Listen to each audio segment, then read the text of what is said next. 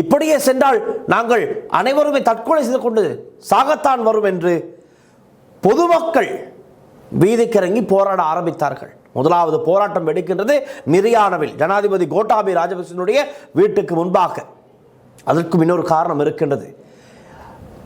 பல இடங்களில் மின்சாரம் துண்டிக்கப்பட்டு விட்டது. அப்பொழுது தெரிந்தானே 10 மணித்தியாலங்களாக மின்சாரம் துண்டிக்கப்பட்ட ஒரு இருண்ட யுகம், அது கருப்பு யுகம், இருண்ட யுகம்.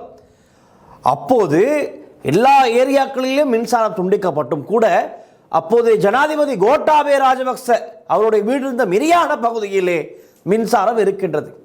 இதை பார்த்த அந்த எரிபொருள் வரிசை, சிலிண்டர் வரிசை, பால்மாவுக்கு வரிசையில் இருந்தவர்களுக்கு எப்படி அவர்கள் பொறுத்து கொள்வார்கள்?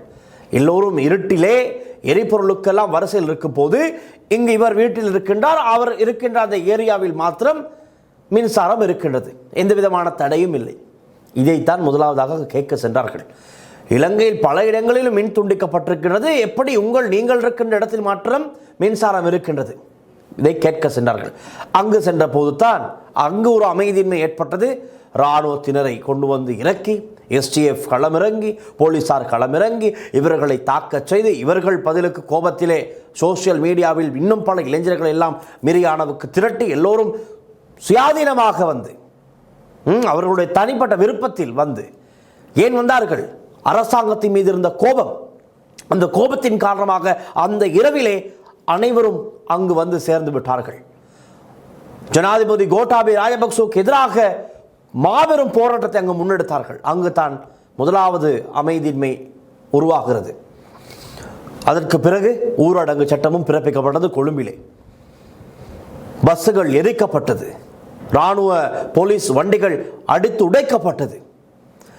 இராணுவத்தினரும் போலீசாரும் நடத்திய தாக்குதலிலே ஆர்ப்பாட்டத்தில் ஈடுபட்ட பல இளைஞர்கள், ஊடகவியலாளர்கள் படுகாயங்களுக்கு உள்ளானார்கள். இதெல்லாம் முடிந்துதான் ஊரடங்கு சட்டம் போடப்பட்டது. பின்னர்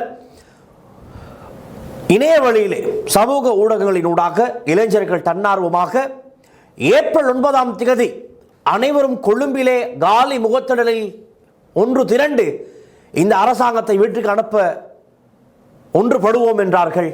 அதே போல இலங்கையின் பல பகுதிகளிலிருந்தும் இளைஞர்கள், யுவதிகள், சிறியவர்கள், பெரியவர்கள் என அனைவருமே காலி முகத்திடலிலே வந்து ஒன்று திரண்டு விட்டார்கள்.